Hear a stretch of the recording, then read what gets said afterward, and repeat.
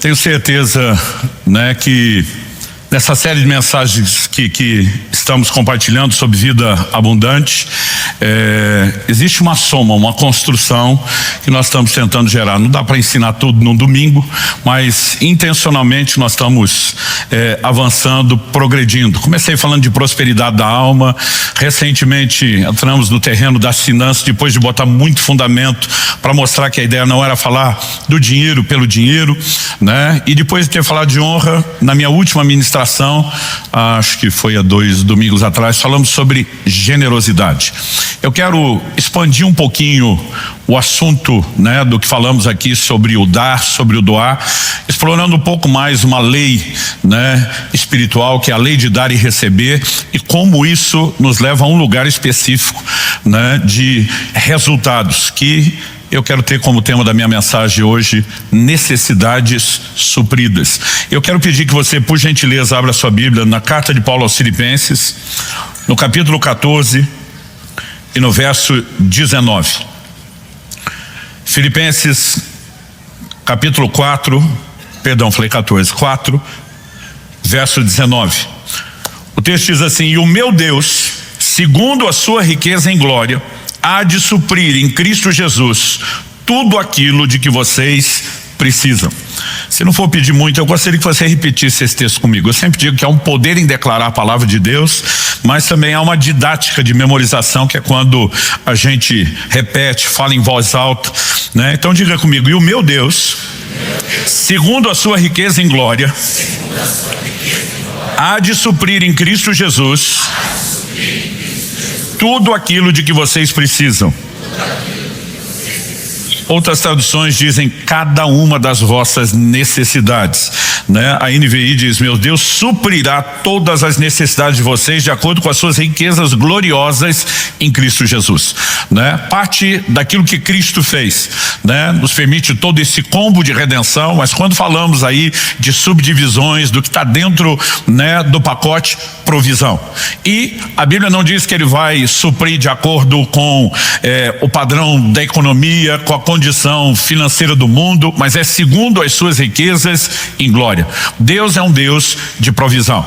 Ele é chamado nas escrituras de Jeová Jireh. Nós temos declarações recorrentes nas escrituras que apontam nessa direção. Uma delas, Salmo 23, o Senhor é o meu pastor, nada me faltará. Eu gosto da declaração, né, do Salmo 34, os leõezinhos sofrem, passam necessidade, mas aos filhos dos homens, né, bem nenhum lhes faltará. E nós temos uma série de declarações sobre provisão, né, sobre necessidades sendo supridas. E esse texto, para mim, é o mais direto, objetivo, categórico. Deus há de suprir em Cristo Jesus cada uma das nossas necessidades. No entanto, esse texto, apesar de ser, né, uma declaração que muitos já abraçam e dizem: não, isso é uma promessa, evidentemente sinaliza a vontade, o plano e o propósito de Deus para nós, está em linha com as escrituras. Mas o que eu quero te apresentar hoje, que esse não é aquele tipo de coisa que, ainda que seja a vontade de Deus, que vai acontecer natural e espontaneamente. Eu vejo crentes falando: mas eu não estou com todas as minhas necessidades supridas. Então vamos pensar a partir de uma lógica. A Bíblia diz que Deus deseja que todos os homens se salvem, cheguem ao pleno conhecimento da verdade. Apesar de ser a vontade dele para cada um, isso não vai acontecer de forma espontânea, automática. Paulo, escrevendo aos Romanos, diz: como crerão naquele de quem não ouviram falar? Como ouvirão se não há, né, quem pregue? Como pregarão se não forem enviados? É uma série de efeitos em cadeia que, para que a pessoa possa crer, ela tem que ouvir. Para escutar, tem que ter gente pregando. Para ter gente pregando, esses, por sua vez, precisam ser enviados. E a pessoa que ouve, ela precisa da devida interação, de arrependimento, de fé.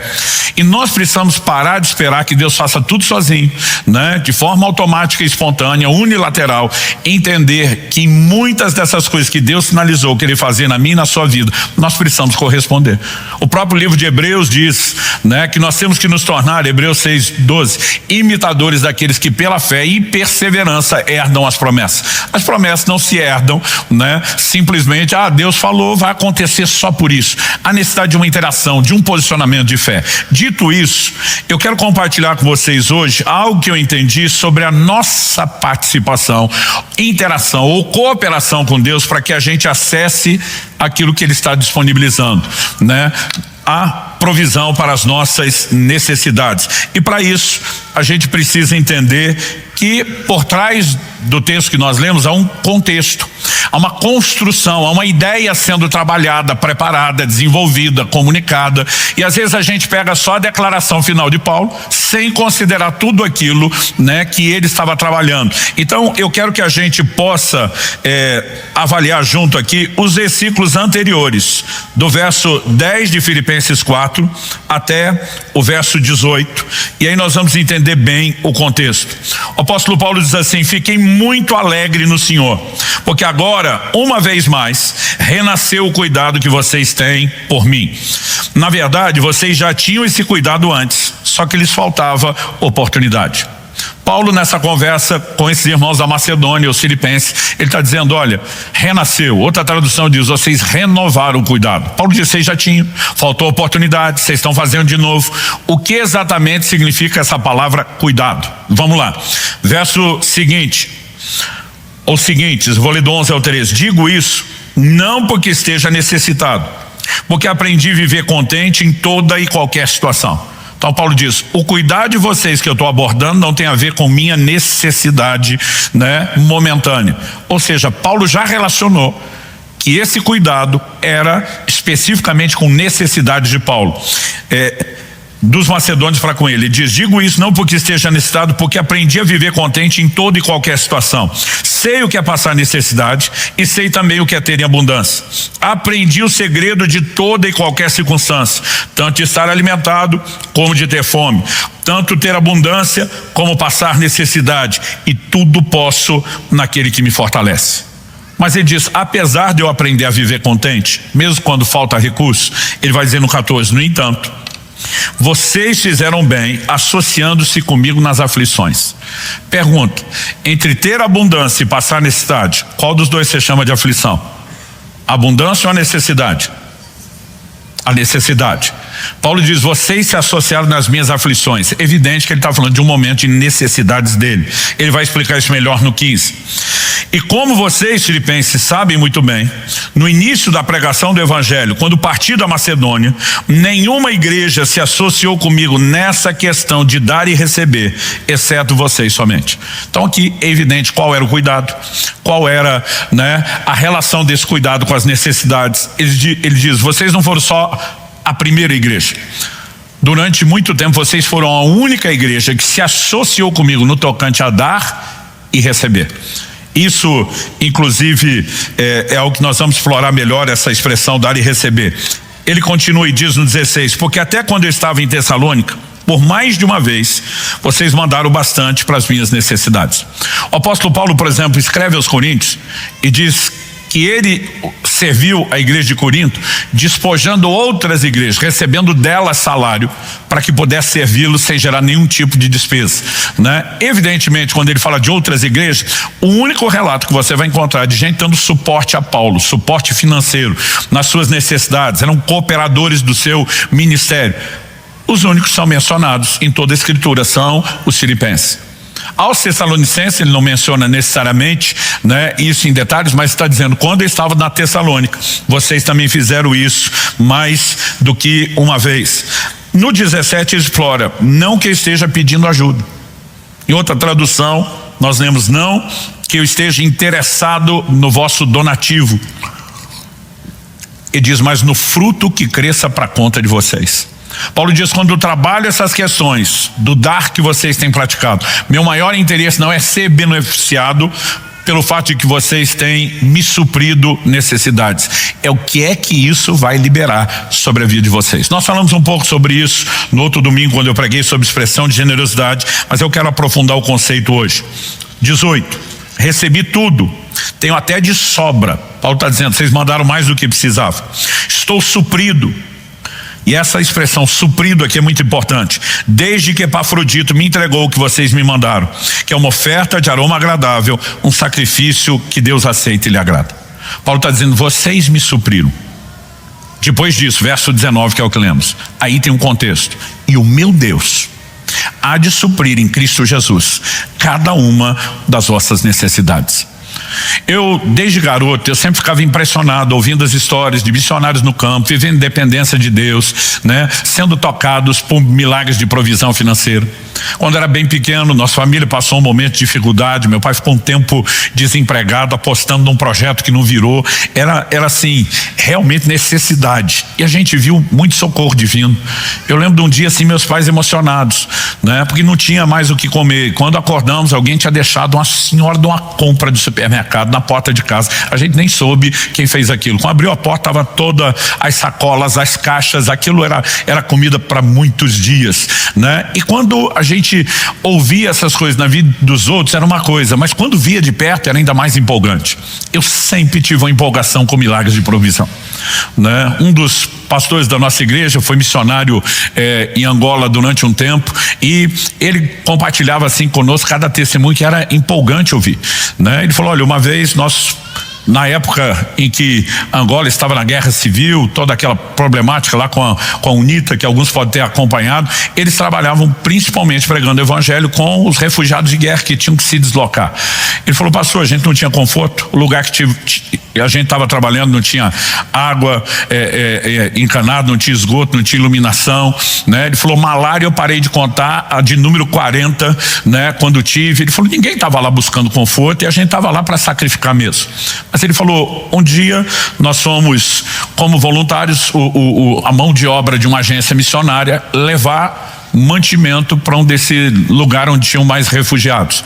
Então, uma ONG ofertou os alimentos, a outra cedeu os caminhões, nós entramos com a mão de obra, dirigir, distribuir, atender a população e aproveitar aquele momento para pregar o evangelho. Ele diz: a maioria de todo o alimento que nós trouxemos, ele falou, desapareceu no primeiro dia, né? Ele falou assim: pensa na turma esfomeada, na nuvem de gafanhotos. O que durou na semana que nós estávamos lá foi praticamente a farinha de milho, para fazer o que lá eles chamavam do fubá, né? O nosso fubá, algo parecido. Ele falou: pastor, depois de uma semana só comendo fubá, sem carne, sem molho, sem acompanhamento, o intestino da gente já estava ressecando, estava complicado. Então, depois de uma semana, um dia a gente estava orando, os missionários, estávamos em 3 dentro de uma cabana de sapé, nós demos as mãos e um começou a dizer: Senhor, nós queremos te agradecer pelo fubá. Tá difícil comer só fubá, mas é melhor do que nada. Aí um falou assim, se empolgou na oração, falou: mas tem misericórdia de Deus, Senhor, manda carne. A hora que o primeiro falou, parece que é o que todo mundo queria dizer. Aí eles começaram a orar e reclamar: manda carne, Senhor, carne, nós precisamos comer carne. E ele falou: cara, pensa na oração que virou avivamento, clamando carne. Ele falou: enquanto nós orávamos, aquela cabana era um telhado de sapé, aquilo é tão bem entrelaçado que o pouco de chuva quando cai não passa. Ele falou: ó, não me peço para explicar como, né? Mas desceu do céu, que ele apelidou de uma rola kamikaze. Ele falou: aqui a gente tem a rolinha lá um pouquinho maior, eles chamavam de rola. Ele falou: até hoje não sabe explicar como ela atravessou o telhado de sapé, né? E caiu abobalhada no meio da roda ali. Um já passou a mão na panela, deu na cabeça da bichinha, mas acho que eles olharam, mediram o tamanho, se viram em 3. Aí eu não sei se foi quem começou a oração, se foi outro: Senhor, nós estamos em 3, manda mais. Eles continuaram orando até que veio a segunda e a terceira rola. Eu, muito tempo depois, preparei, falei: e aí, vocês dividiram com mais alguém? Ele falou: pastor, nós estávamos em 3 orando, Deus mandou 3, nós pensamos que isso é só para quem ora. Mas sabe, deixa eu te dizer uma coisa, por resto tem aquela bandeira do cartão de crédito. Essas coisas não têm preço. Você vê o cuidado de Deus. Eu sempre fui empolgado com essas coisas. E de alguma maneira, por aquilo que ouvia, por aquilo que testemunhava, na minha adolescência, quando o coração ferveu para Deus, cheio do Espírito Santo, eu comecei a orar e dizer: Senhor, eu quero viver milagres de provisão. Não precisa ser nenhuma grande necessidade. É ver a tua mão, o teu cuidado, aquela intervenção tua, diz: isso é para você, é especial, né? E eu clamava por isso. Gente, eu não sei dizer quantas vezes por dia eu ficava citando, né, declarando em fé, confessando o texto de Filipenses: o meu Deus há de suprir em Cristo Jesus cada uma das minhas necessidades. Eu orava, eu clamava, eu pedia, eu cria, eu confessava, mas não via quase nada acontecer nessa área. Até o dia que Deus começou a me fazer entender um contexto que nós temos aqui. Paulo fala de uma lei espiritual, que é a lei de dar e receber, e é por onde nós vamos começar a construção. A lei não é a lei de receber e dar. A ordem é dar e receber. E nós precisamos compreender isso. Então Paulo diz, nenhuma igreja se associou comigo no tocante a dar e receber. Vocês foram o primeiro. Agora, porque vocês plantaram provisão na minha vida, eu declaro, Deus vai plantar provisão na vida de vocês. Porque vocês me supriram, o suprimento será liberado sobre vocês. E o dia que eu comecei a entender o contexto, que se nós queremos necessidades supridas, nós temos que suprir necessidades, eu posso dizer, isso foi o que virou o jogo.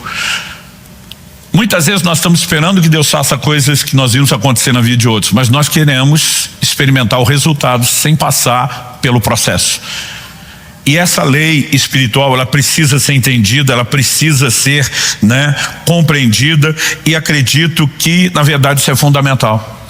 No Evangelho de João, no capítulo 20, no verso 29, Jesus pergunta a Tomé, você creu porque me viu? Bem-aventurados são os que não viram e creram. A primeira vez que Jesus aparece ressuscitado ao grupo de apóstolos, Tomé não estava na reunião. Nunca falte culto, você nunca sabe o que vai perder no dia que você escolheu faltar, Aí a turma conta, ele, não, se eu não ver, se eu não tocar, eu não creio. Na segunda que Jesus aparece, ele diz, bem-aventurados são aqueles que não viram e creram. Porque a lei espiritual não é ver para crer, é crer para ver. Primeiro se crê, depois se vê. Quem espera ver para crer depois, normalmente não vai ser beneficiado com isso. E quando nós falamos da lei de dar e receber, não é a lei de receber e dar. Eu vi a gente falando, não, pastor, quando Deus me prosperar, eu vou abençoar as pessoas. Eu falo, vai nada. Todo mundo falou, tá me chamando de mentiroso? Eu falei, não é só de mentiroso, de mentido, porque você engana você mesmo. A Bíblia diz, quem é fiel no pouco vai ser no muito. Quem é fiel no pouco vai ser no muito. Você não faz nada por ninguém quando não tem, meu amigo, não ache você que vai fazer depois. E outra, não ache nem que vai ter para fazer depois. Porque para você receber, você precisa dar. Essa é uma lei espiritual, uma lei que eu e você precisamos compreender. E à medida que eu comecei a descobrir isso, eu comecei intencionalmente a dizer, eu tenho que suprir a necessidade de pessoas, eu tenho que abençoar pessoas.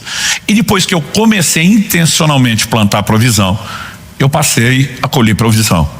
Depois disso, não precisava orar pela provisão.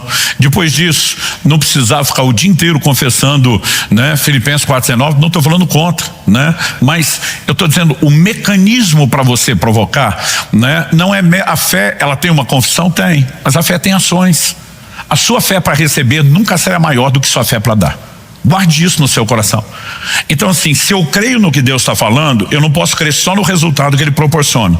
Eu preciso crer no processo que Ele instituiu. Se para receber provisão eu tenho que plantar provisão, então eu vou expressar as obras da minha fé e não apenas a confissão. Vai ser, eu vou agir de acordo com o que Deus vai fazer. E à medida que comecei a andar dessa forma, eu comecei a experimentar a intervenção de Deus. Eu descobri que isso é para qualquer um. Nós tivemos para os meus filhos uma lição assim marcante. Isso para mim virou um clássico. Eu não falo desse assunto sem contar essa história, Quando fomos plantar a primeira das nossas comunidade de alcance, que foi em Irati, eu estava vivendo um momento de Deus tratar algumas questões pessoais comigo. Ele me deu uma palavra muito específica. Eu quero que você, como quando era solteiro antes de ir para o ministério pastoral, eu quero que você dê um passo de fé. Eu quero que você vá para Irati sem nenhum sustento formal de ninguém. Eu quero que você entre num lugar de confiança e dependência, de mim durante esse tempo. Não sabia quanto tempo seria, mas obedeci aquilo. A questão é que não era só as minhas necessidades da minha casa. Eu levei comigo 6 famílias para ajudar no estabelecimento da igreja. Eu tinha que ajudar a manter todas as outras famílias e nós chegamos com um grupo nessa igreja que não gerava recursos e a gente ainda tinha que bancar as despesas que a igreja teria. Então assim, foi um grande desafio de fé, mas ao mesmo tempo eu chamei todo mundo para conversa, falei, olha, nós estamos no modo de sacrifício com a nossa família. Eu falei, gente, nós vamos baixar o padrão no limite da sobrevivência, não tem luxo, nós vamos viver da forma mais simples, esse é o padrão. Dessa maneira, durante o tempo que estava lá, meus filhos raramente vinham algum tipo de brinquedo que não fosse daquelas lojas de R$1,99. Quem lembra da época do R$1,99? Agora, o problema daquilo é que até não era tão demorado para comprar, mas normalmente não durava, aquilo não prestava. Aí eu, querendo ensinar meus filhos sobre o uso do dinheiro, falei, olha, nós vamos começar a guardar dinheiro para comprar brinquedo bom. Então assim, a coisa está apertada, mas poxa, naquela época se pagava muito mais em dinheiro do que no cartão, transferência eletrônica. Então eu falei, nós vamos começar a guardar troco, toda moeda, de pouquinho em pouquinho, nós vamos juntar esse negócio, né? E arrumei um cofre grande lá e falei, quando encher isso aqui nós vamos comprar brinquedo bom. E o ano foi passando, as moedas foram se acumulando, aquele negócio começou a encher. Eu mostrava para eles, passou da metade, pelo barulho aqui, ó, pelo peso, né? E eles foram ficando empolgados. Antes de encher, eu já comecei com meus filhos, o que é que vocês vão querer comprar com isso? Aí nós começamos a passar em loja de brinquedo para ver. Era a moda da época para os meninos. Meu filho falou, pai, eu quero gastar tudo em Hot Wheels, carrinho da Hot Wheels, eu quero essa pista. Ele escolheu exatamente a que queria, essa, não quero nenhuma das outras, né? Aí para Alice eu perguntava, e você, filha? Ela dizia, eu quero as bonequinhas da Polly. Eu brinco que eram as bonequinhas flexíveis, né? Pequena e mole, para quem lembra disso. Ela também escolheu a coleção que tinha e a gente foi junto. Gente, o dia que chegou assim, não cabia mais moeda. Eu falei, chegou o dia, vamos para a loja? Vamos. E eles empolgados. Eu devia ter contado primeiro, porque aquele tanto de moeda eu achava que era muito dinheiro. Só que assim, a maioria das moedas não era de um. Tinha de 1 centavo, tinha de 5, tinha de 10, tinha de 25. Quando eu somei aquele cofre inteiro, eu levei um choque, tinha R$80 só. O problema é que a pista da Hot Wheels do Israel era 160, o dobro. A coleção da Alice era praticamente de bonequinho o mesmo preço, quer dizer, eu tinha 1/4 do valor e não tinha de onde tirar. Tinha adotado, não tinha nem crédito para apelar, não tinha cartão de crédito, não tinha cheque especial. Quando a coisa está no modo que a gente está a sobreviver, você nem brinca com o crédito, você gasta só o que entra. E eu fiquei desesperado. Por quê? Quando eu cheguei na loja, a gente olhava o que queria, mas nunca perguntou o preço. E descobri, eu tive que olhar para meus filhos e dizer, não vai dar. Mas pai, nós juntamos quase o ano inteiro. Pois é. Aí eu falar para eles, tem que juntar mais 3 anos, tipo 4 vezes o período. Eu fui para oração, falei, Deus, me perdoe. Eu provoquei isso neles, eu criei expectativa. Eu fui estúpido, eu devia ter planejado esse negócio. Meu erro. Mas agora o senhor precisa me ajudar. Eu não quero decepcioná-los, eu não quero que isso dure muito tempo. E eu quero viver uma intervenção sua. E eu comecei a orar. Se eu mandar recurso, manda recurso. Eu lembro que um dia eu estava em algum lugar, uma pessoa pegou e me deu R$50, falou, pastor, isso aqui não é para repartir com a sua com aquela turma que anda com você. Isso aqui precisa fazer alguma coisa para sua família, só está orando. Só estava orando por aquilo. Eu tinha um compartimento secreto na minha carteira na época, que era uma coisa assim, esse dinheiro não é para gastar. Peguei, guardei lá, nem falei para eles que entrou 50, mas está dizendo, já tem quase um dos dois. E continuava orando, mas não acontecia mais nada, não vinha mais nada. Eu perguntava, Deus, cadê o recurso? Precisamos daquela provisão. Um dia estava viajando de carro, uma pessoa comigo, louvou a adoração rolando solto, a gente orando à vontade no carro. O Espírito Santo falou comigo, pega os R$50 que está na sua carteira, oferta para ele. Eu falei, o senhor não me deu nem o que eu preciso, agora eu vou desinteirar. O senhor disse, oferta para ele. Aí eu pensei, poxa, estou sendo egoísta, estou querendo defender um brinquedo do meu filho que é luxo, porque eles têm outras coisas. Naquele momento Hot Wheels e Polly era luxo, né? A gente antigamente chamava de supérfluo. Eu falei, às vezes o cara não tem o que comer, precisa pagar uma conta. A hora que eu pensei, o Espírito Santo falou, e fala para ele que não é nem para comer, nem para pagar a conta, que é para ele usar esses R$50 para comprar brinquedo pro filho dele. Aí doeu, irmão. Falei, não. Se eu tirar dos meus filhos um supérfluo para ele comer, eu entendo. Mas para dar pro filho dele, o Espírito Santo dizia, só obedeça. Falei, a tua palavra diz, o senhor ama quem dá com alegria. Eu não vou conseguir com alegria. Vou fazer pela fé de que em algum momento vou me alegrar. O senhor deve saber o que está fazendo. Porque eu não pensei em nada na hora. Mas eu simplesmente fiz. Como eu não tinha dito para meus filhos que o dinheiro entrou, também não falei que saiu. Falei, vamos esperar ver o que Deus faz. Só que um tempo depois nós fomos almoçar na casa daquela família, e quando estávamos à mesa, eu com os meus filhos, né, e minha esposa, os filhos daquela pessoa vêm me agradecer.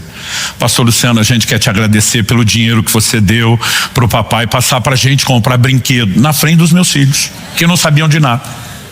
O menino ainda diz, comprei minha parte, esses carrinhos da Hot Wheels. Eu penso, não fala na Hot Wheels. A menina vem, eu com a minha parte comprei esse carrinho aqui da Polly, e eu penso, não falo da Polly. Quando teve um momento que a outra família saiu da sala de jantar, ficou só nós, meus filhos já me olharam com a cara de... Eu falei, calma, muita calma essa hora. O senhor não tem nem o dinheiro e está dando dinheiro para os outros. Eu falei, o dinheiro de vocês está guardado, eu não mexi. Eu ganhei uma outra oferta que eu estava orando para ter mais por vocês, e Deus me mandou ofertar esse dinheiro. Então Deus que tirou do nosso dinheiro. Eu falei, não adianta eu ficar de bom na história e Deus ficar ruim. Na hora, eu comecei no improviso, eu não sabia pra onde ir. Eu falei, para, gente, vocês têm que entender que Deus é sabido, Ele não faz nada errado. Ele é muito esperto, Ele faz tudo certo. A hora que eu falei isso, alguma coisa abriu. Mas me foi um claro entendimento na hora do que Deus estava me levando a fazer. Eu falei, Israel, quando você fez aquela experiência da escola e plantou o feijão no algodão, o que nasceu? Vagem? Eu falei, não, filho, aqui dentro da vagem tem feijão. A gente nunca chegou a abrir. Eu falei, quem planta feijão, colhe feijão. Se planta milho, colhe milho. A hora que eu falei isso, o rostinho deles iluminou. Eles já estavam entendendo para onde eu ia. Eu falei, o que eles usaram com o dinheiro que Deus mandou a gente ofertar? O que eles compraram? Os 2 Poli Hot Wheels. Falei, quem planta Poli Hot Wheels, colhe o quê? Aí o rosto dele se alegrou. Poli Hot Wheels. Falei, é isso. Deus viu que a gente não ia chegar sozinho e pra gente ter a nossa necessidade suprida, Ele primeiro mandou suprir. Agora é só esperar a colheita os 2. Glória a Deus. Saíram. Falei para Deus, agora te viro. Gente, alguns dias depois eu estava pregando em outra cidade e tinha levado a família comigo. Durante o sábado nós tínhamos todo um evento com a liderança, então eles ficaram na casa, nós estávamos hospedados, não foram, era bem puxado, cansativo. Mas no intervalo de 2 ministrações que nós tivemos à tarde, um irmão me aborda e fala, pastor, o senhor pode me emprestar a chave do carro um pouco? Eu falei, eu nem te conheço, o que você quer com o meu carro? Aí o pastor só deu um sinal, cara, é de confiança, dá. Eu falei, eu não sei o que ele vai fazer com o carro. Aí ele falou, não, só quero guardar uma coisa. Eu trouxe algo para o senhor, mas não queria entregar aqui na frente de todo mundo, já vou pôr no porta-mala, né? Ele falou, pelo nome da cidade, imagina seu carro é aquele tal que está estacionado ali perto do portão. Eu falei, esse mesmo. O pastor falou, dá a chave para ele. Aí eu dei, quando ele trouxe de volta, falei, tá tudo lá, brinquei, não sabia o que ele tinha feito. Quando cheguei na casa, entre o fim do evento à tarde e a noite que a gente voltaria, eu lembro que eu abri o porta-mala e vi numa sacola grande 2 embrulhos de presente desses de loja de criança. O nome, a ilustração, eu olhei, sabia que era. Peguei aquilo, entrei na casa, chamei a Kelly e as crianças estavam na sala com a família que estava nos recebendo. Falei, reunião de família, todo mundo pro quarto.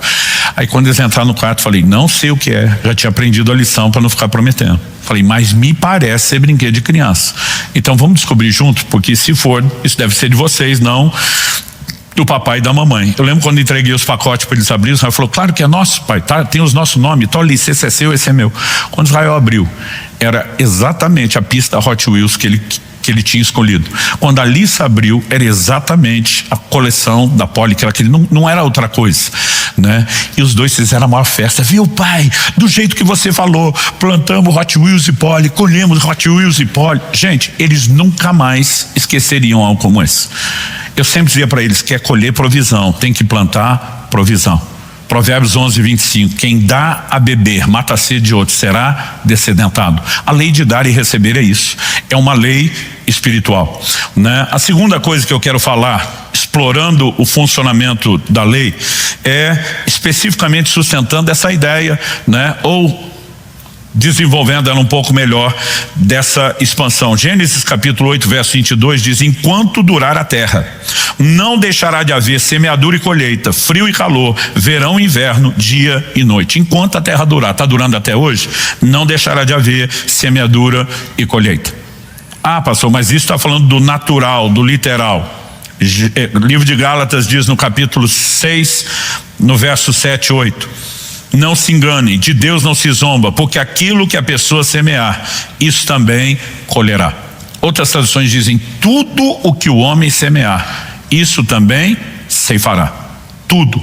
Mas ele também diz no verso 8, quem semeia para a sua própria carne, da carne colherá corrupção, mas quem semeia para o Espírito, do Espírito colherá a vida eterna. Ok, pastor, então não é semeadura e ceifa natural, mas é só para coisa espiritual. Não, qual é o contexto? Eu li o verso 7 e 8, no 6, o apóstolo Paulo tinha acabado de escrever o seguinte, aquele que está sendo instruído na palavra, compartilhe as coisas, todas as coisas boas com aquele que o instrui. Você está sendo abençoado espiritualmente? Compartilhe do que você tem materialmente. Paulo tinha acabado de falar de oferta. Aliás, todas as vezes que Paulo fala de semeadura e ceifa nas suas epístolas, o contexto é oferta ou é doação, né? Em 2 Coríntios capítulo 9, verso 6, quando ele diz o que semeia pouco vai colher pouco, o que semeia muito vai colher muito, ele está falando de uma lei espiritual. Primeiro, você colhe exatamente aquilo que planta, mas segundo, você colhe na proporção que você planta. Eu gosto de chamar isso de a lei de dar e receber, né? O próprio Senhor Jesus nos trouxe uma orientação muito clara, muito específica sobre conduta. Por exemplo, no Evangelho de Lucas, no capítulo 6, nós temos aquela clássica declaração do Senhor Jesus no verso 38. Dai e ser-vos-á dado, boa medida, né, recalcada, sacudida, transbordante será dado a vocês, mas ele termina dizendo, porque com a medida com que tiverem medido, vocês serão medidos também. Mas no verso anterior, o 37, ele tinha dito, não julguem e vocês não serão julgados, não condenem e vocês não serão condenados, perdoem e serão perdoados. Ou seja, eu não quero ser julgado ou condenado, não devo julgar nem condenar, porque tudo que vai volta. Eu quero ser perdoado, eu devo perdoar. Na verdade, o Senhor Jesus fala sobre isso também, lá no Evangelho de Mateus, no capítulo 7, no verso 1. Não julguem para que vocês não sejam julgados. Com o critério com que vocês julgarem, vocês serão julgados. Com a medida com que tiverem medido, vocês também serão medidos. Aqui ele está dizendo, não faça aquilo de ruim que você não quer que volte. Mas quando chega o verso 12, Jesus não fala apenas de você evitar fazer algo negativo para não colher o que é negativo. No 12 ele fala do positivo, Mateus 7,12. Portanto, tudo o que vocês querem que os outros façam a vocês, façam também vocês a eles, porque essa é a lei e os profetas. Outro dia uma pessoa reclamou comigo, falou, cara, algo que me dói assim, eu fico olhando para trás nos últimos anos, eu nunca ganhei um presente de ninguém. Olhei para ele e falei, com certeza não dá presente. Ele que tem a ver uma coisa com a outra. Eu falei, impossível você plantar e não colher. Seja no plano espiritual ou mesmo na reação das pessoas. Qual foi o último? Ninguém me dá, também não dou. Eu falei, eu te diria o contrário, você não dá, por isso ninguém te dá. Não tem como você fazer nenhuma coisa, gente. Eu chamo isso de efeito bumerangue, tudo que vai volta. E eu tomei uma decisão, eu preciso suprir necessidade, eu preciso fazer para os outros aquilo que eu espero que façam por mim, porque se tudo que vai volta, eu não quero que volte coisa ruim. Ao longo dos anos eu viajei muito, né, de carro. Com o tempo, pelas distâncias, pela dinâmica, as viagens para os lugares mais longe de avião, elas foram tomando a maior parte do tempo da minha agenda. Mas eu parei de contar a quilometragem dos primeiros anos de viagem, né, do Ministério dos Carros que eu tinha na estrada, quando passou de 1 milhão de quilômetros, pra você ter ideia, né? Então assim, eu rodei muito. Sempre que eu via algum carro parado precisando de ajuda, eu parava. As pessoas diziam, cuidado. Muitas vezes é a maneira que eles usam para roubar os outros. Então, eu lembro de momentos, por exemplo, à noite, eu estava com a Kelly e as crianças no carro. Eu passava e alguém precisando de ajuda. Ia à frente num posto, deixá-los lá num lugar seguro, voltar sozinho para oferecer ajuda. Mas eu dizia, gente, ao mesmo tempo que pode ser algo perigoso, pode ser uma família que não tem ninguém para socorrer, para atender. E se sou eu que paro, eu não quero ficar sem ajuda. A vida inteira eu fiz isso. Deixa eu te dizer, nunca houve uma vez que o meu carro parasse na estrada. E pensa nos carros que já pararam, né? Mesmo de ministério, você vai com aqueles carros que é só a ida sem a garantia da volta, né? Então isso me acontecia muito, mas eu nunca fiquei sem socorro. Eu lembro de uma ocasião, eu já morava aqui em Curitiba, fui pregar no Mato Grosso do Sul, eu estava atravessando o norte do Paraná, deu uma pane elétrica no carro. O carro encostou. O lugar que nós encostamos não tinha sinal de celular. Tinha um rapaz comigo, eu tinha pregado isso no domingo. Ele olhou para mim e falou, agora quero ver. Porque eu tinha dito exatamente isso. Não tem uma vez que eu fico parado. Eu falei, eu não peço ajuda, a ajuda se joga para cima de mim. Ele olhou para mim e falou, agora eu quero ver. Eu falei, pois vai ver, Tomé. Não pela sua fé, pela minha. Ele falou, pastor, não dá área no celular. Eu falei, nem no meu. Ele falou, a gente podia descer. Eu falei, você não vai usar o celular. Nós não vamos pedir ajuda. Ele falou, pastor, se o senhor falou um negócio domingo da empolgação, nós não precisamos pagar a conta agora do seu orgulho. Eu falei, não, você vai assistir isso. Daqui a pouco ele falou para mim, tô vendo pelo retrovisor, a gente tava no meio de uma subida, que uma caminhonete parou lá embaixo, na baixada, encostou. Provavelmente esse cara parou para falar no celular, porque ele tá na região e sabe que a hora que subir aqui, perde o sinal. A gente podia tentar lá. Eu falei, eu tô falando sério, nós não vamos pedir ajuda. Eu estava falando isso, aquela mesma caminhonete foi saindo, só que em vez de sair do acostamento e voltar, ela foi subindo no acostamento e parou atrás da gente. A hora que o cara parou e desceu, eu desci também. Ele, algum problema no carro? Eu falei, sim. Esse cara me olhou e falou, pane elétrica, viu que não tinha nem sinalização do pisca-alerta. Eu falei, foi. Ele falou, se você quiser, eu posso te ajudar porque você está perto da cidade tal aqui. Eu falei, se você der uma carona seria ótimo. Ele falou, posso fazer melhor, posso rebocar o seu carro, que eu tenho tudo que eu preciso aqui na caminhonete. Eu falei, melhor ainda do que deixar o carro para trás. Quando nós estávamos entrando na cidade, ele falou, eu vou passar pela concessionária da marca do seu carro, vou passar na frente de uma autoelétrica grande, não vou parar nenhuma das duas, vou te avisar antes para você não ficar preocupado. Eu vou para uma oficina um pouquinho mais para dentro, menor, mas é um cara que, além de um trabalho muito bom, é um crente, ele é honesto, ele não cobra mais do que precisa. O senhor que está de passagem é algo que vai ficar tranquilo. Fiquei feliz até com a notícia de um crente com esse bom testemunho, né? E não existe uma vez que eu tenha precisado pedir ajuda, e ela sempre chega depressa. Tudo o que vai, volta. Eu não estou falando só de algo que você faz financeiramente pelas pessoas, é uma lei. Mas se eu e você queremos colher provisão, nós precisamos aprender a plantar provisão. Quem está entendendo, diga amém. Então, dito isso, eu quero só compartilhar um outro texto com você, ou não, pelo menos dois. Provérbios 11, 24, 25, eu mencionei isso quando falei de generosidade, diz, uns dão com generosidade e tem cada vez mais, outros retêm mais do que é justo e acabam na pobreza. Gente, tem gente sem necessidade suprida, porque pobreza é isso, porque não estão usando a lei de dar, elas não vão acionar a lei de receber. O que está sendo generoso vai ter mais, porque multiplica, dá e ser-vos-á dado. Mas a Bíblia diz, quem retém mais do que é justo, vai acabar sem ter provisão. Por quê? Ele não planta provisão. E o verso 25 claramente sustenta a lei da semeadura e ceifa. A pessoa generosa prosperará, quem dá a beber, quem mata a sede de outros, terá sua sede saciada. Traduzindo, tudo que vai, volta. O Senhor Jesus faz uma declaração no Evangelho de Lucas, no capítulo 4, versos 25 e 26, que é uma interpretação de algo que está registrado lá no Antigo Testamento.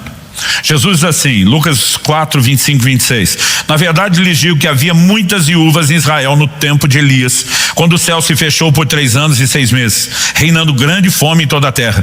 E Elias não foi enviado a nenhuma delas, a não ser a uma viúva de Sarepta de Sidom. Qual o contexto? Jesus vai pregar na sua sinagoga, ele afirma que o profeta não tem honra na pátria, que não o estão reconhecendo, e ele começa a dar base bíblica para isso. Tinham muitos leprosos dos dias de Eliseu, mas ele não foi enviado a nenhum deles, né, a não ser a Naamã, o sírio.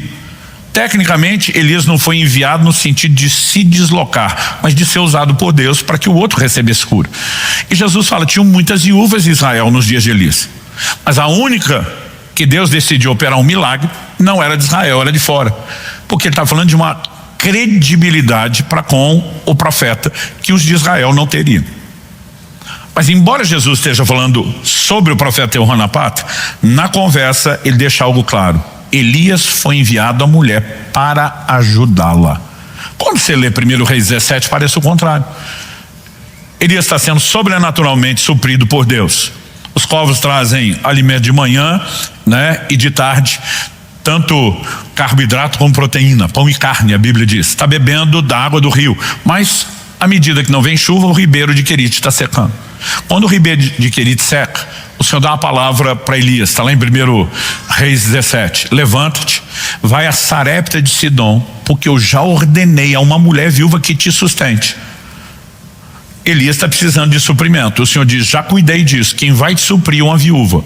Isso já poderia soar um paradoxo, porque normalmente a viúva sem, né, a força de trabalho do homem, mesmo os homens geravam uma quantidade enorme de filhos para ajudar a produzir sustento. Elas não tinham como cuidar dos filhos, não existia creche para deixar as crianças, eu vou trabalhar, né, e conseguir produzir sustento. Quase sempre, salvo raríssimas exceções, falou de viúva, estava falando de alguém com necessidades. Mas eu fico me colocando no lugar de Elias, penso, talvez essa seja uma viúva rica, herdou uma fortuna milenária, vai cuidar de mim. Quando ele chegar lá e encontra a viúva não está sabendo de nada do que Deus falou. Não só não está sabendo, como ela não tem recurso. Elias pede um pouco de água, que na época valia peso de ouro na terra. A mulher diz, vou trazer. Ele diz, aproveita e traz um pouco de comida. Ela diz, aí não vai rolar. Aí diz, esses últimos cavacos que eu peguei aqui é para fazer a última refeição, a saideira minha do meu filho. É a última coisa, nós vamos comer isso aqui, depois nós vamos morrer, não tem nada. Elias olha para ela e diz, vai e faz o que você falou, a refeição, o rango, mas traz primeiro para mim, depois você faz para você e para o seu filho. Ele não falou nem vamos dividir.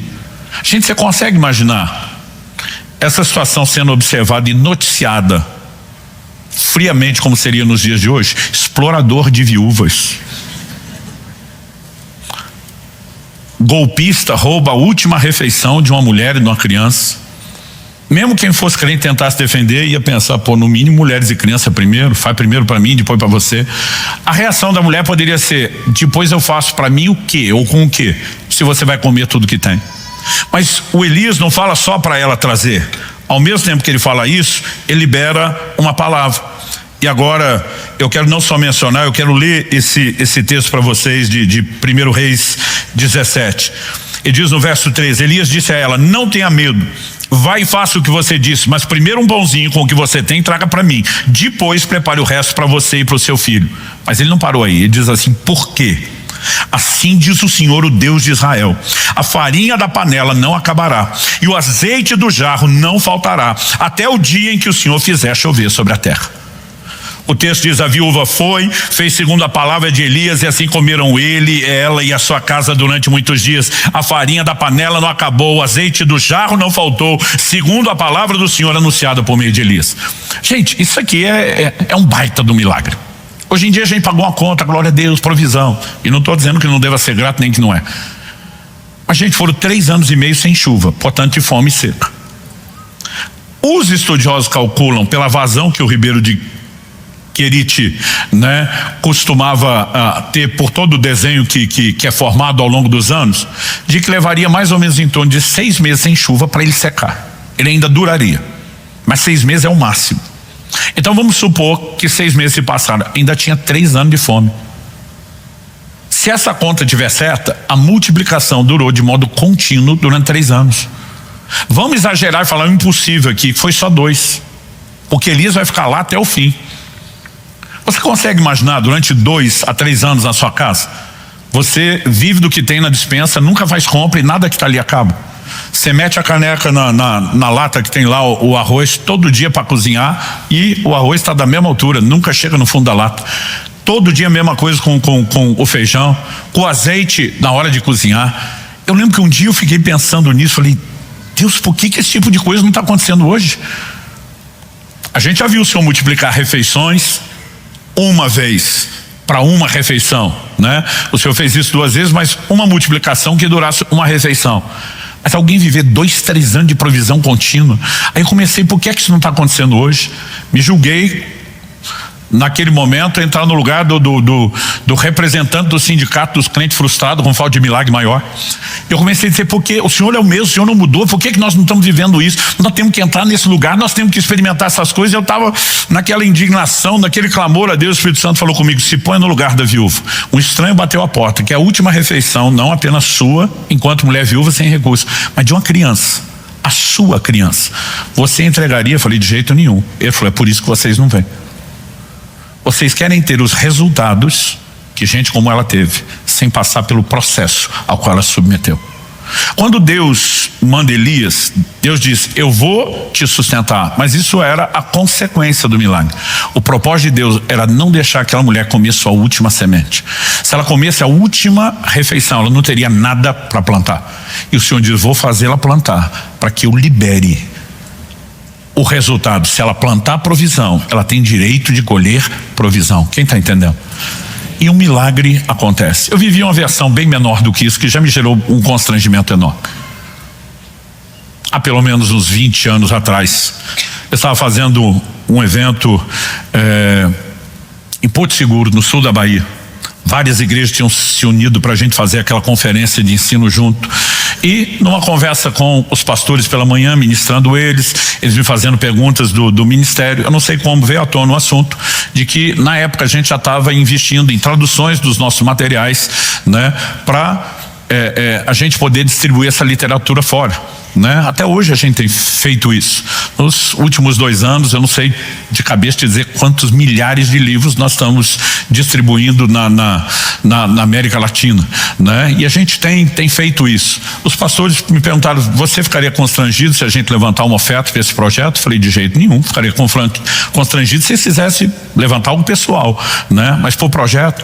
Então, numa das primeiras noites da conferência, eles fizeram a oferta. E eu fiquei muito grato a Deus e a eles, porque nós bancamos uma tradução inteira dessas. Mas no dia seguinte, quando cheguei na igreja, uma senhora bem simples me aborda.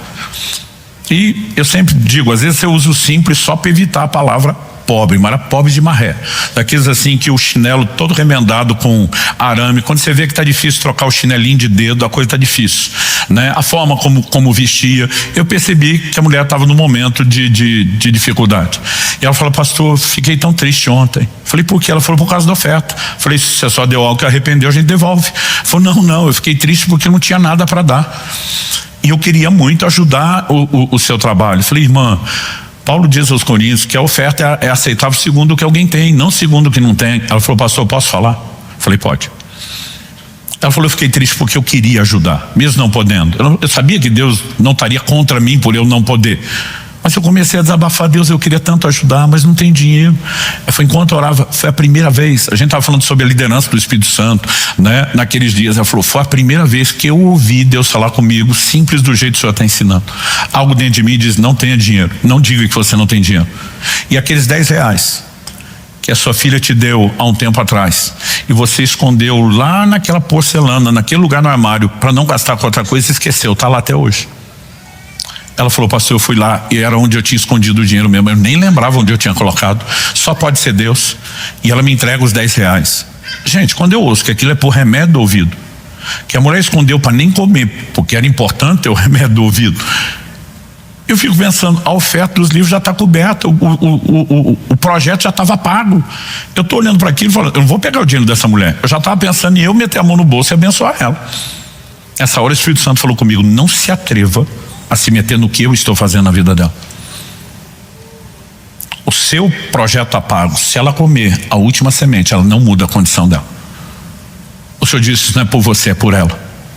Eu lembro que eu aceitei aqueles R$10 que ela estendeu. Lembro de ter botado as mãos no ouvido dela, um dedo em cada ouvido, pus as mãos e falei: nunca mais a senhora vai precisar desse remédio em nome de Jesus. E aquilo começou a me fazer pensar. Evidente que a gente tem que ajudar os necessitados, gente, mas os necessitados às vezes se acostumam só a receber e viver de assistencialismo. E se eles querem mudar a sua condição, eles também têm que aprender a plantar provisão. Isso é uma lei espiritual. Se você quer colher provisão, tem que plantar provisão. Quem está entendendo, diga amém.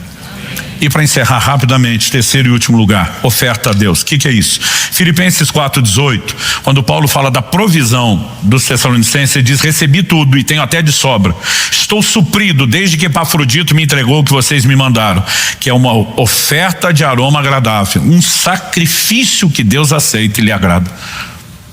Quando a gente fala de fazer as pessoas, parece que o crente, ele não consegue processar, não. O que eu faço na igreja é para Deus, o que eu faço para os outros é só para os outros. Não, o que você faz para os outros também é para Deus. Provérbios capítulo 19 diz com toda clareza no verso 17: quem se compadece do pobre empresta ao Senhor, e este lhe retribuirá o benefício. Quando você financia a necessidade de alguém, estabelecendo suprimento de qualquer nível, Deus está dizendo: você emprestou para mim, porque quem queria socorrê-lo era eu. Então você está financiando a minha causa. Da mesma forma, quando pregamos o Evangelho, financiamos a proclamação do Evangelho, né? Quando nós tocamos a necessidade de pessoas, gente, nós estamos fazendo para Deus. E quem retribui é o próprio Deus. Nós precisamos entender, Paulo está dizendo, isso é uma oferta, né, que é apresentada a Deus. À medida que a gente olha para as escrituras, Hebreus 13:16, por exemplo, diz: não se esqueçam da prática do bem e da mútua cooperação. Outras traduções dizem mútua hospitalidade, pois de tais sacrifícios Deus se agrada. Assim como no Antigo Testamento a adoração era baseada, né, no modelo de sacrifício, ele está usando a linguagem. O que você está fazendo, ajudando os outros, o bem, também é um sacrifício, é uma oferta de adoração a Deus. Ou seja, nossa adoração não pode se limitar aos cânticos dos cultos e nem só aos dízimos e ofertas que entregamos aqui. Nós precisamos ter olhos para as pessoas, e tudo o que nós fazemos por ela, nós estamos fazendo para Deus. Não fazemos pelo retorno, mas explicamos nas outras semanas por que é que Deus estabeleceu não um sistema de barganha e de troca, mas de desprendimento no coração, para que depois Ele possa nos abençoar. E evidente, quando Deus fez o milagre para a viúva, Deus deu mais do que ela precisava para ela também poder transbordar suprimento na vida de Elias. E o ciclo vai aumentando. Deus quer que a gente viva isso, mas nós não podemos esperar que essa provisão venha só de forma espontânea e automática. Nós temos que ser causadores disso. Quem está entendendo, diga amém. Eu queria que você ficasse em pé para parecer que está acabando.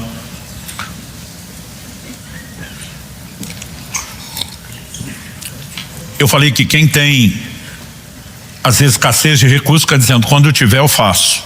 E normalmente a gente diz, quem não treinou fazer antes, não vai fazer depois.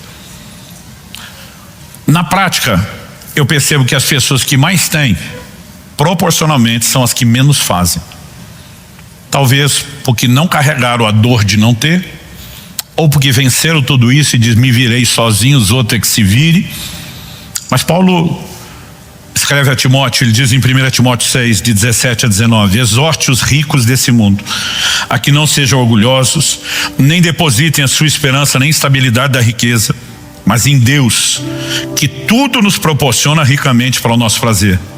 Que eles façam o bem. Se você puder, repita comigo, que eles façam o bem. Sejam ricos em boas obras, generosos em dar, prontos a repartir. Gente, quando você olha essa lista, é evidente que quanto mais temos, maior é a responsabilidade. Isso não quer dizer que só eles têm que fazer. Ajuntando para si mesmo um tesouro que é sólido fundamento para o futuro, a fim de tomarem posse da verdadeira vida. Evidentemente que salvação não se compra com boas obras, mas galardão se constrói com aquilo que nós fazemos. E um dia nós teremos recompensa de tudo isso. Essa lei de vai e volta não volta só nessa vida. Aqui já volta, boa medida, recalcada, sacudida, generosa. Mas nós estamos construindo para a eternidade, não há investimento melhor do que isso. O que eu estou falando para você hoje tem laboratório. Eu comecei a fazer quando solteiro, já estou casado há 30 anos. Ninguém vai conversar, minha mulher, meus filhos, que essas coisas não funcionam. Quando eu tinha 7 anos de idade, lista 4, eu comecei a fazer uma previdência de R$80 por mês, porque eu tinha no meu coração uma direção de Deus. Quando os dois fizerem 18 anos de idade, mande eles estudarem fora. Eu ficava pensando, tem dia nem para ir para os Estados Unidos, eu queria dizer ficar, estudar. Falei, tem que começar antes. E aquilo era um sacrifício. Às vezes, quando conseguia mais do que 80, eu ia tentando reservar. Mas ao longo do caminho, enquanto eu orava por essa provisão, e meus filhos viveram tudo isso, eu não teria condição de ter dado isso a eles. Deus me dava direção para investir nos filhos dos outros. Eu banquei estudos caros de missionários. Tem gente aqui que é da época, lembra? Eu uni um grupo para nós bancar um estudo de alto padrão internacional para os filhos de um missionário amigo nosso lá na África. Ele disse, não, pastor, esse dinheiro eu faço outra coisa aqui. Eu disse, eu não vou te dar para você fazer outra coisa. Ou você aceita matricular o seu filho, ou ele não vai para outra coisa. Porque o que Deus falou justamente é que você não tenha que sacrificá-los. Você pode sacrificar o que quiser da sua vida, mas não precisa fazer isso com eles. Aí alguém falou, pastor, o senhor mal junta dinheiro para o seu, vai fazer pelos outros? Eu falei, não, estou juntando para os meus, porque é impossível fazer para o outro e não voltar. 4 anos antes do meu filho ir estudar fora, eu recebi a notícia. Ele tinha ganhado uma bolsa de estudo integral no lugar que ele ia estudar. 4 anos antes. A pessoa falou, se realmente vier, tá ofertado, se quiser, nós já deixamos isso documentado. Tudo o que a gente faz volta, e nós precisamos ser um povo atento. Na última vez que eu preguei aqui sobre generosidade, eu falei, olha, tome a decisão de fazer alguma coisa por alguém.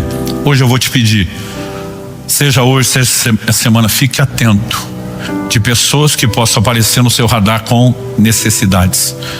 Eu estou falando principalmente de gente próxima, porque mesmo quando a gente não pode fazer tudo, às vezes pelo menos nós podemos mandar uma mensagem de que essa pessoa não está sozinha, de que Deus está ouvindo, né? Nós precisamos ser intencionais. Eu creio que Deus quer nos levar a um ciclo de provisão sobrenatural. Ah, pastor, eu creio que o homem tem que trabalhar. Eu também, a Bíblia diz que quem não trabalha não coma. Mas ao mesmo tempo a Bíblia diz, inútil você será levantar cedo, repousar à tarde, comer o pão de dores, porque aos seus amados Deus dá enquanto dorme. Deus está dizendo, você tem que gerar o seu pão, mas Ele está dizendo, se você fizer do meu jeito, não vai ser só o seu esforço, eu posso te dar algo mais. Eu posso te levar a um lugar onde você não entraria. Porque à medida que acionamos esse outro nível e prosperando, nós vamos poder fazer ainda muito mais pelo reino de Deus, pela propagação do evangelho, mas também pelas pessoas à nossa volta. Eu não me canso de falar dessas coisas. E a minha oração é que Deus nos guie a um novo tipo de conduta. Pai, eu oro com cada um dos meus irmãos e irmãs nesse lugar, com aqueles que nos acompanham pela internet, seja a transmissão ao vivo ou posteriormente essa palavra gravada. Nós oramos que cada um consiga não apenas entender a tua palavra pela ação do teu Espírito que gera entendimento espiritual, como também sejam guiados àquele lugar de aplicação prática que só o Senhor pode produzir. Nós oramos, ó Deus, que de fato a tua palavra libere a fé necessária para a correspondência. Nós oramos que o Senhor proporcione experiências novas e maiores com a prática da tua palavra. O Senhor, o Deus que por meio de Malaquias diz: provai-me nisto. Eu oro, ó Deus, que o Senhor permite aos meus irmãos e irmãs terem a sua fé ainda mais consolidada por meio do resultado de escolherem andar nos seus princípios. Nós oramos e clamamos isso em nome de Jesus e para a glória de Deus. Se você crê, concorde, amém.